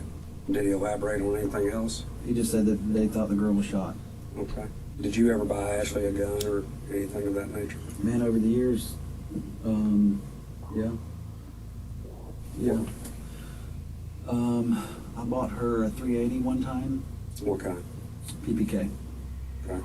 And does she carry a firearm? I haven't seen her one in quite a while. Not at all. Mm-mm. It's starting to fall together for him. If he didn't know, if he just playing dumb. Yeah, wifey got guns. Yeah. Do you own a 38 airweight? Yes. And that, she used to. That's the last thing I ever remember seeing her with was a 38 airweight, and that was I haven't seen her with that in I don't know how long. I mean, I'm interested. Did you kill or participate in the death of? Damn. I wouldn't answer this question. He answered that too quick. I feel like the old man knew. The husband knew. He answered that too quick. Airweight, and that was I haven't seen her with that in I don't know how long. I mean, I'm interested. Did you kill or participate in the death Absolutely of? not. I wouldn't Whatever. answer this question. Okay. Whatever. Did you kill or participate, or do you have any knowledge? Zero, Jason. Absolutely none. I don't want to be nowhere near it. Nothing involved with it. Nothing. I know nothing about it. The detectives are now trying to ramp up the pressure. He just said he don't want to be nowhere near it. It sounds like he's had this conversation with his wife. I don't want nothing to do with this. This is on you. That's what it feels like to me. But that's just me. I'm suspicious. Slightly. Zach has seemed extremely comfortable up. Nowhere near it. Nothing involved with it. Nothing. I know nothing about it. The detectives are now trying to ramp up the pressure slightly. Zach has seemed extremely comfortable up to this point, and they're likely just trying to test whether that's because of the more casual nature of the interview so far, or if it's because he genuinely is innocent. However, Zach stays calm, and his body language confirms this. As the pressure mounts, Zach doesn't lean back, cross his arms, or really become closed off in any way, as a guilty person may. Instead, he leans forward, maintains eye contact, and his statements are clear and concise. But isn't he an officer of some sort, or some kind of investigator of some sort? He would understand that. He would understand how that body language works. His posture here is one of confidence and cooperation. His feet are flat on the ground, and he's leaning towards the detectives, proving that he feels safe around them, and that he's got nothing to hide. In fact, this is just one of two different positions Zach has assumed throughout the interrogation. The other being a more casual, upright position with his hands... So the position your wife put you in, that's the position you're in right now, Papa. Hands and legs open. Zach is doing everything he can to appear innocent, and yet the pressure continues to mount. What do you think happened to Taylor? I couldn't tell you, Jason. I mean, I don't know. I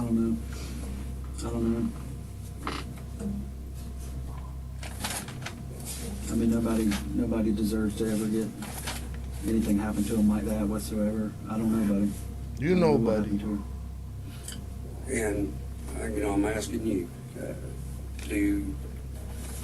as this investigation continues, whether it's text, phone records, computers, financials. You ever just ponder out Do you believe your wife is capable of doing something like this? when your SEO is going to get any better? Well, you need an ultimate strategy behind.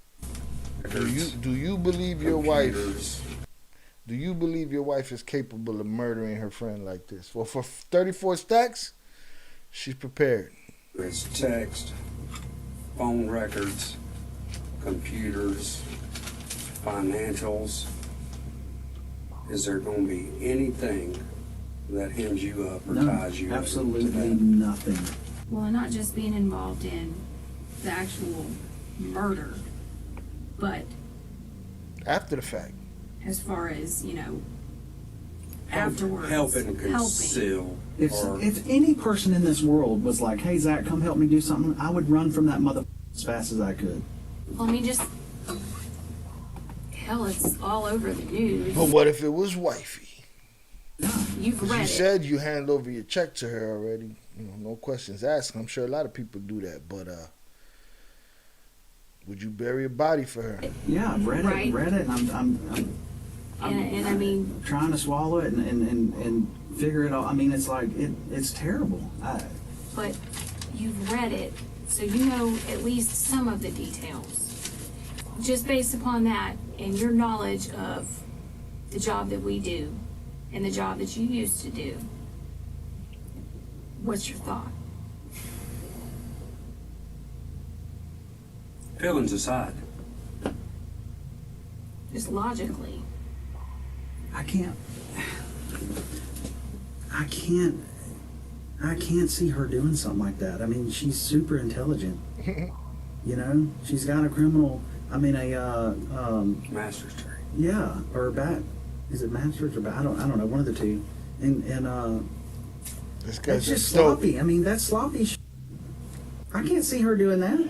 There's obvious sloppy. Yeah, it's real sloppy. She had money in accounts. Her homegirl's missing. She used the phone everywhere. Took the phone to a wedding she's only at. But she got a patsy like you to vouch for her. Obviously a lot going on in Zach's head. Dude. And that's just sloppy. I mean, that's sloppy. I can't see her doing that. There's obviously a lot going on in Zach's head right now. He obviously doesn't want to believe his wife killed someone, but his years of experience as a PI, coupled with all the evidence against his wife. He's a PI, and he knows what's up. Extendo on deck and the Merca holster with the high sweat guards for Merca.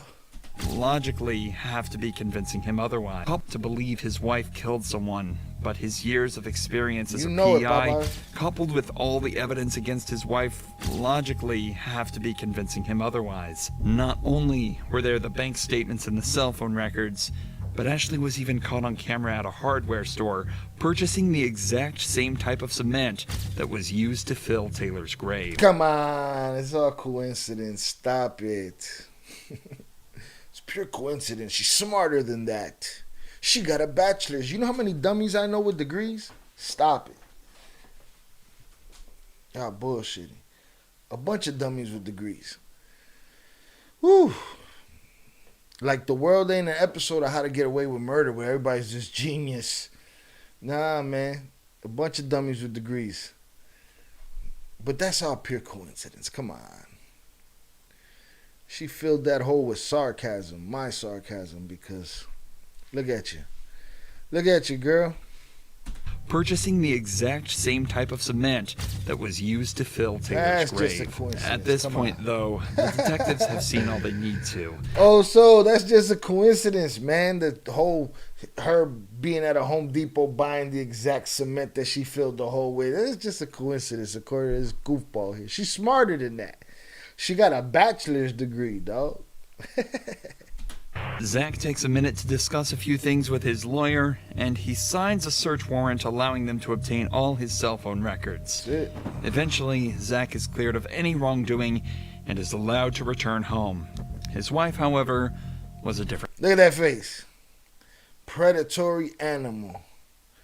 Old girl confided in her. Now, if the story goes the way the story goes, old girl looked at her. Now, might have been stupidly she did this. Well, we know now it was stupidly that she did this, but she was looking at old girl like a real friend. Listen, I'm getting a divorce. I got this bread. I don't want dude to get my bread.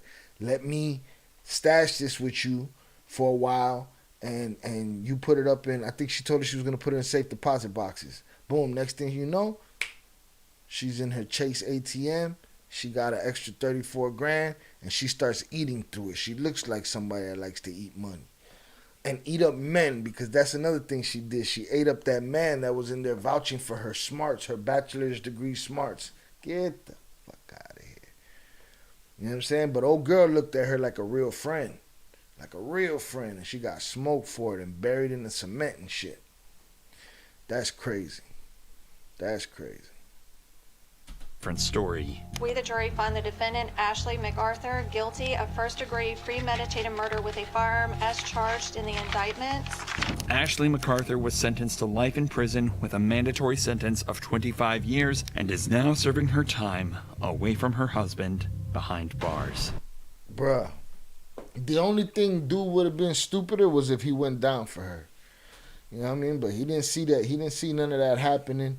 He's one of them come home, hand you the bread. She got everything covered. He don't know she got a demon in her. And she was capable of doing that to her homegirl. You see how he judged her friend at the beginning, the one that died, Taylor.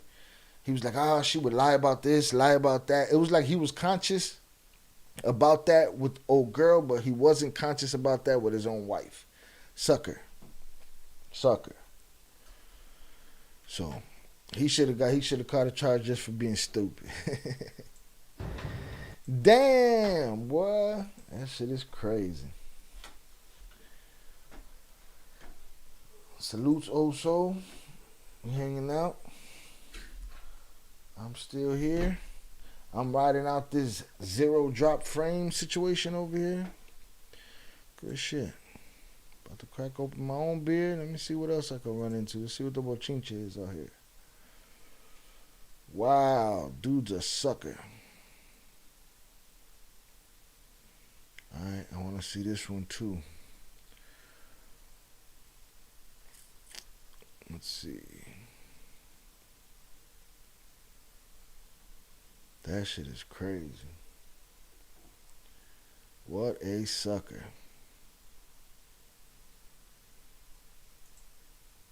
He knew better. He knew his wife was for the streets. If she got friends that he looks at as red flags, like he got friends that he looks at, or she has friends that he looks at like red flags, that's just him ignoring the red flags in his own wife, because she was probably easy for him to pull. You know what I'm saying? And that's just him ignoring the red flags in his wife and saying, well, this is the woman I got. This is what I'm good enough to get. And I'm good, until she tried to get him involved in a 25 to life sentence.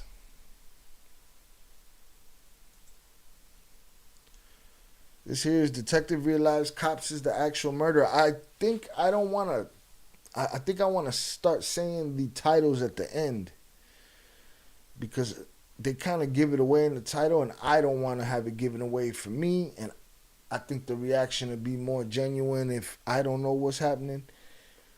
And the same for the person paying attention or the person watching. So I think from now on, if it flashes up there, I'm not going to pay attention to it. I'm not going to read the title until after it's over, because it ruins things for me. I don't get to do a genuine reaction. But dude, in the last story, he knew his wife was for the streets. He was just in denial about that shit and rather judge her friends for it.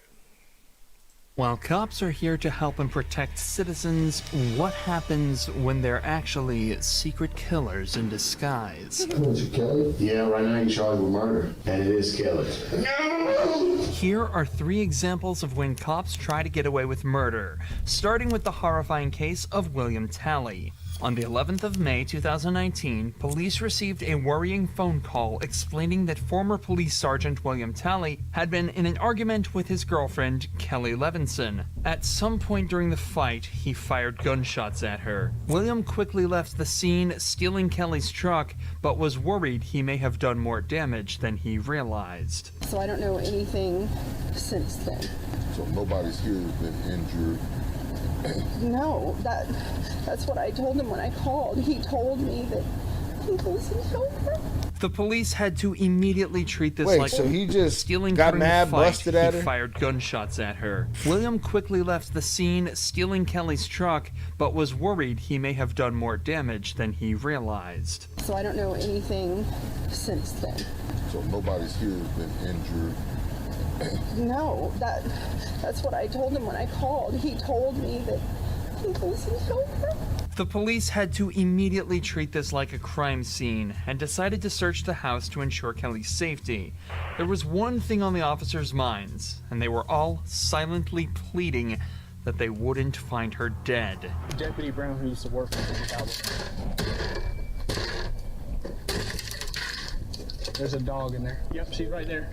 Start again, man. Upon entering the house, evidence of some kind of physical altercation was scattered throughout. As they entered the kitchen, though, they would find Kelly's dead body. And there's a dog there, so how long was she there? I guess it was like a day, or not a whole day, but like the afternoon or the morning. Because, man, when these animals get left with these bodies, lying on the ground. With all the evidence the police had, it wasn't difficult for them to determine their main suspect. But catching him was another matter. They knew that William had received both police and SWAT training, so he'd be difficult to catch. However, all of a sudden, police received a phone call informing them William had gotten into a car crash. The cops rushed to the hospital where they found their #1 suspect waiting for them, bruised and bloody. Bruh, that's some instant karma for that ass right there, boy. Instant karma. They didn't even have to come looking for you. The universe served you up. Take this beat down.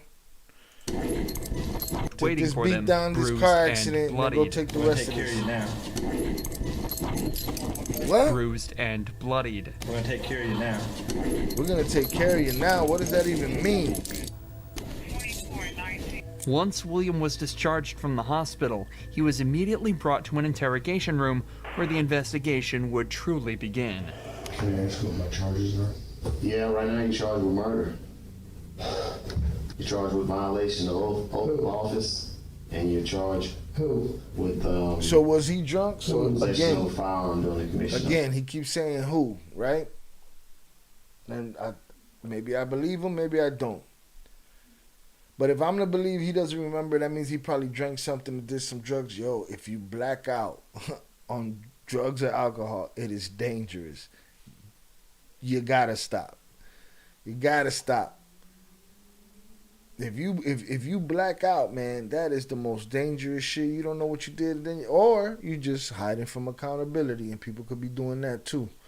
Non-actors are the greatest actors. Right. Who? That's what we're hoping you can tell us. Maybe once we start talking about it a little bit. It wasn't Becky, was it? Was it Kelly? Well, was it a cop? William mentions two names here, Becky. He mentioned a cop too. And Kelly. Of course, we know Kelly to be his girlfriend, but William was actually married to another woman named Rebecca Talley who he'd been cheating on. William obviously appears dazed and confused, but whether this is just an act or not is another question. He'd spent multiple days in the hospital and was discharged after being medically cleared, so it's unlikely he'd still be this out of it. Regardless, it at least seems to be keeping him calm. Wait, what? Hospital and was discharged after not is another question. He'd spent multiple days in the hospital and was discharged after being medically cleared, so it's unlikely he'd still... So if days have gone by, there's no way dude don't know what he did and who he did it to. He had to have pieced it together. Even if he was in a blackout state when it happened, he has to have pieced it together in all that time. Or would have asked somebody. Still be this out of it. Regardless, it at least seems to be keeping him calm. At least for now. And you can sign this. Nobody's talking with me about things. Well, we're gonna get to that. That's what we're hoping to get to. No, I'm not talking until somebody talks to me. I can tell you who, if we can get started there. And it is Kelly. No! Don't do that. No! No! I ain't buying it. Tally. Bill. Bill. No!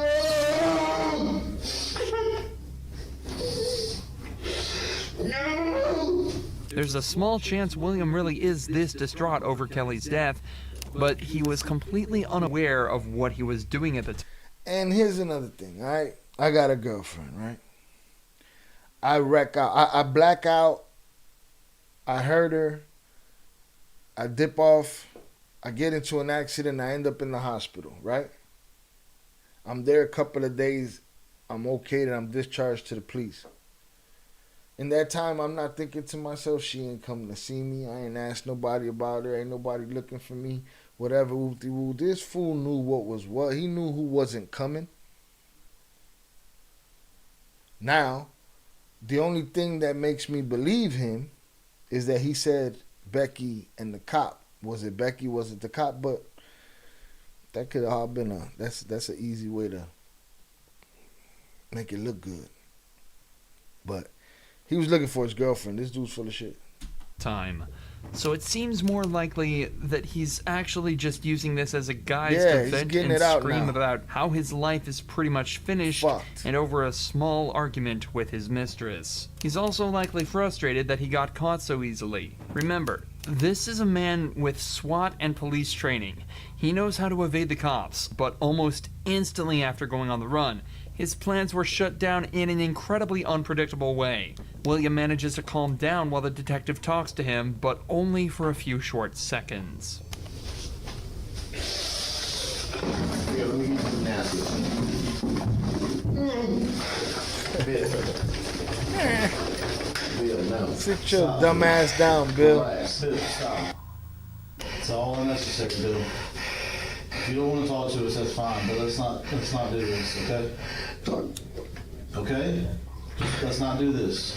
Who else target? Right now you're hurting yourself. I don't care about me. Well, who else got hurt? There's no one I else. keep hearing people whisper. Or whispers. Okay, well, what whispering do you hear? No, tell me the truth. Okay. There's no one else hurt, okay? What you're watching is a man who knows without a doubt that he's guilty, doing everything he can. Doing everything he can to what?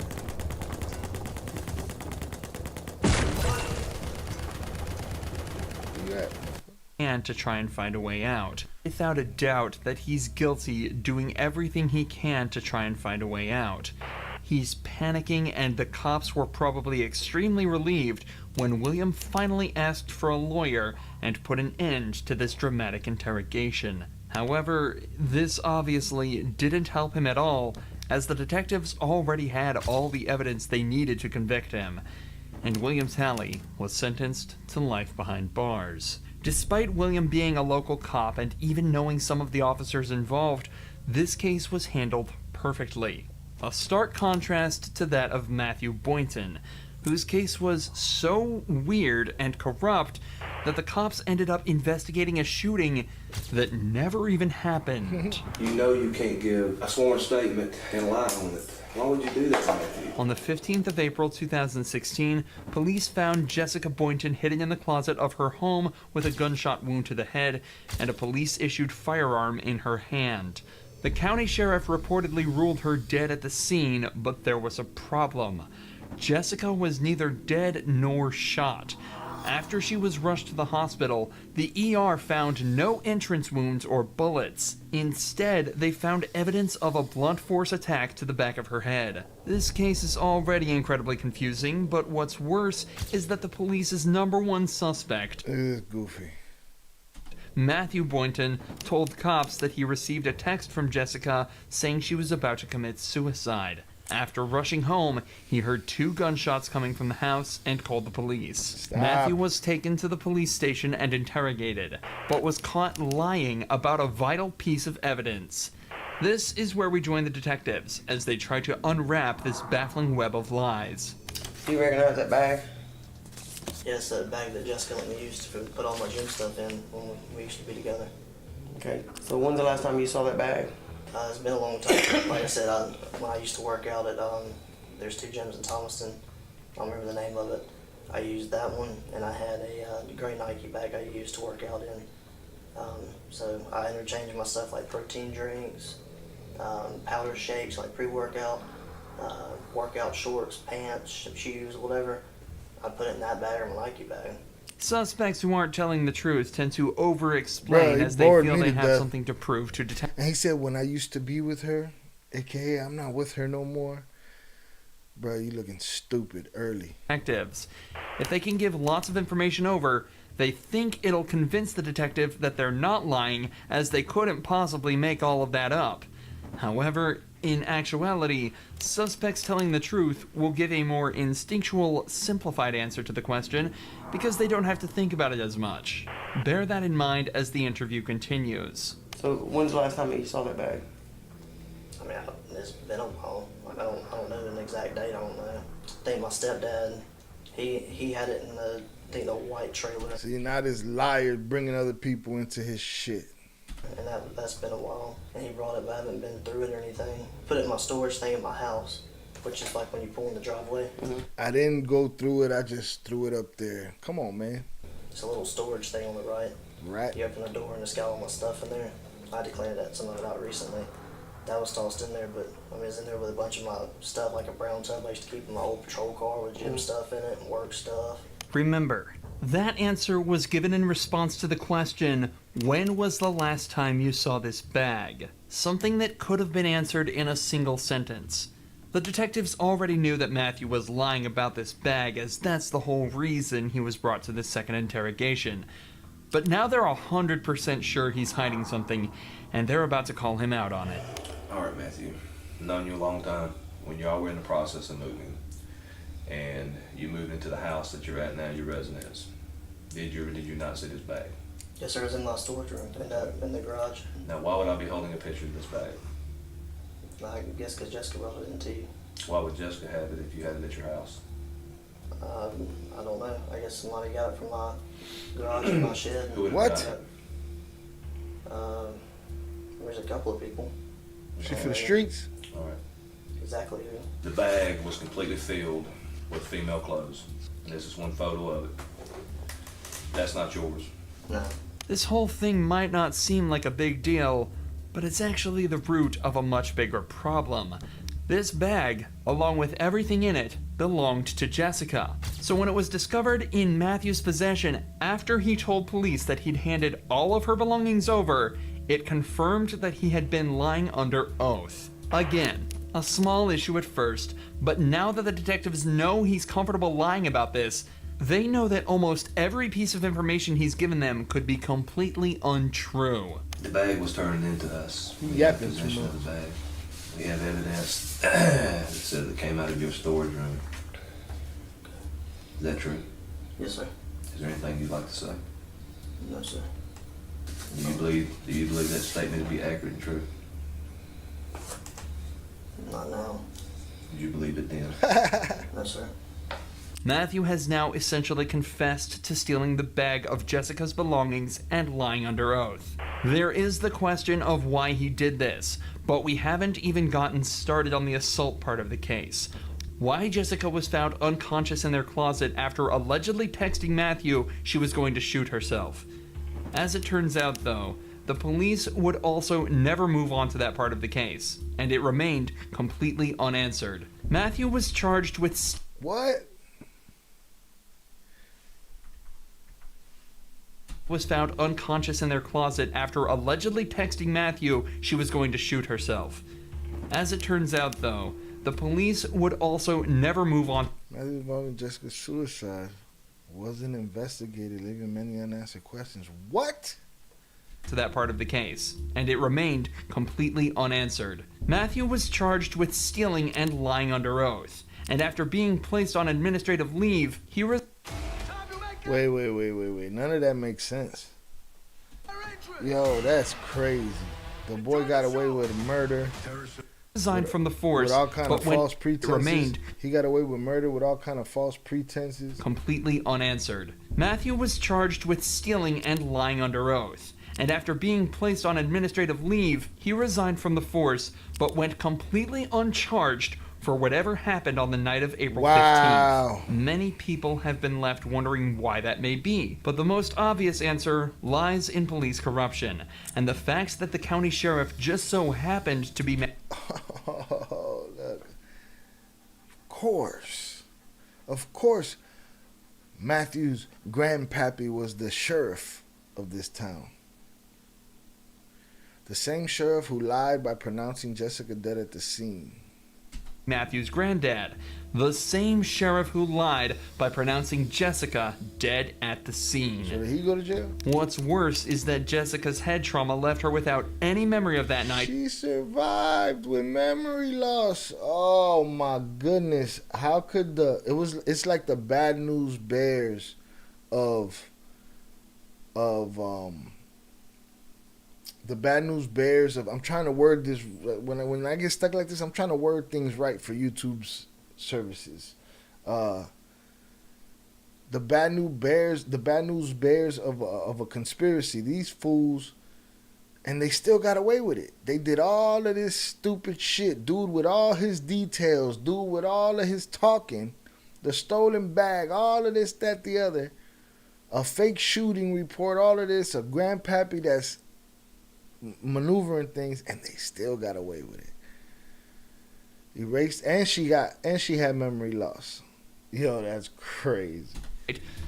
What's worse is that Jessica's head trauma left her without any memory of that night, so it's likely this case will remain unsolved forever. But people thought the same about the murder of Sherry Rasmussen. Yo, go figure indeed. Wow, that's bananas. They got away with everything. Buddy lost his job, took a theft case, and boom, out of there. Shorty's still trying to piece together what happened that day. That's crazy. Nepotism at its finest. They're predators. Rasmussen, which lay without any memory of that night, so it's likely this case will remain unsolved forever. But people thought the same about the murder of Sherry Rasmussen, which lay unsolved for 23 years, before new information revealed that the culprit was actually one of the police force's best. That looks like Tony Soprano's girlfriend, the Russian girlfriend from The Sopranos right there. The skinny girlfriend that would always make stupid faces. That's what this lady looks like. Detectives. Information revealed that the culprit was actually one of the police force's best detectives. Now you're accusing me of this? Is that what you're saying? After decades of investigations, DNA evidence revealed that Stephanie was very likely the culprit of a murder committed in 1986. Because of the high-stakes nature of the case, the detectives made sure to meticulously plan this interrogation. Stephanie was a really successful detective herself, and she had recently received recommendations for her good work on a theft case. So the detectives used this and brought her in under the guise that they needed help with a case. I don't want to talk about this in the squadron because I don't know who people are listening. And if we go to my side, everybody's always wondering what everybody else is doing. Okay? An interrogation room is a strange place for such a conversation to take place, so to put her mind at ease. People are listening. And if we go to my side, I don't want to talk about this in the squadron because I don't know who people are listening. And if we go to my side, everybody's always wondering what everybody else is doing. Okay? An interrogation room is a strange place for such a conversation to take place, so to put her mind at ease, detectives told her this was the place they'd least be likely to be overheard, as the case details were strictly confidential. Sherry Rasmussen's body had been found at her home after being shot 3 times. At the time, police suspected the murder was a result of a burglary gone wrong, but the case went cold when they couldn't identify the suspect. However, 23 years later, when revisiting the case, detectives found evidence that led them towards Stephanie, a girl who had been trapped in a love triangle with Sherry and her husband. 23 years later, DNA opened up Stephanie's can of worms. husband, John Rutten, so the detectives decided to bring up John's name to see how she'd react. Were you guys friends, close friends? Yeah, we're very close friends. I mean, what's this all about? It's a case we're working on. It involves John, and in there's notes and stuff that he knew you and stuff. Oh yeah, I mean, we were good friends. Lived in the dorms for 2 years. Was there ever any relationship or anything that developed between you guys? Yeah, I mean, we dated. You know, I mean, what's this all about? Well, it's relating to his wife. She's feeling the cookie crumble 23 years later. She thought it was a wrap. 23 years later, she's feeling the pressure. Both the detectives and Stephanie have tried to seem as friendly and relaxed as possible around each other, but Stephanie is obviously starting to get very anxious at this point. Even though the detectives gave a somewhat believable excuse, she is now in an interrogation room faced by 2 detectives being questioned about a girl she supposedly murdered 20 years earlier. Her breathing has become faster, and her language is defensive, and her movements have become more erratic. Yeah, she's tweaking. You're right. I mean, if you guys are claiming that I'm a suspect, then, you know, I got a problem with, you know, with that. Okay. Okay? So, you know, if you're doing this as an interrogation, you're saying, hey, I'm a suspect. Well, now I got a problem with, you know, now you're accusing me of this? Is that what you're saying?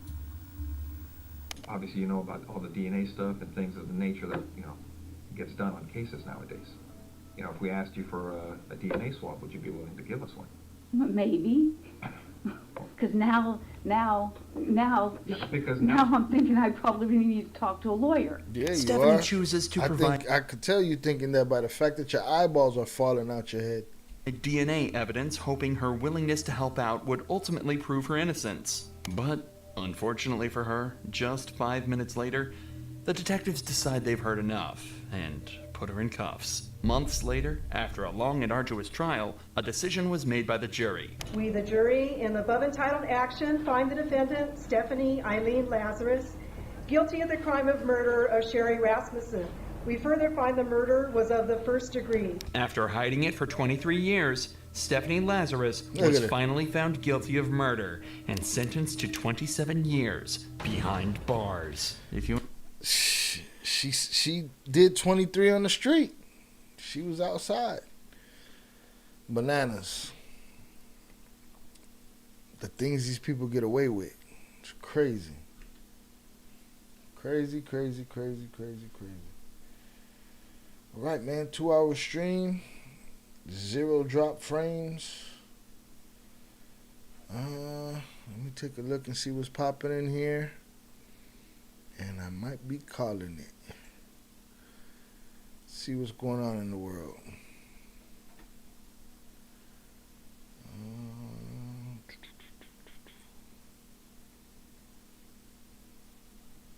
Wait, there was another one.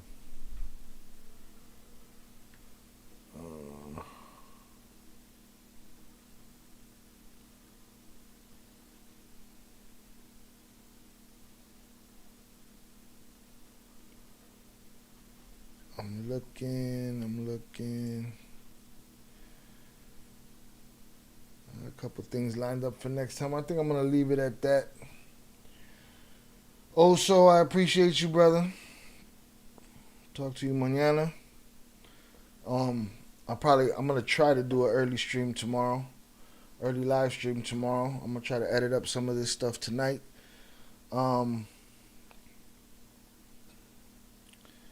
And just try to keep it consistent. Appreciate you. Thank you. To everybody watching this on the replay, if you haven't yet, subscribe. If you can, hit the like button. And I'll see you next time. Stay tuned. Y'all have a good night. Peace.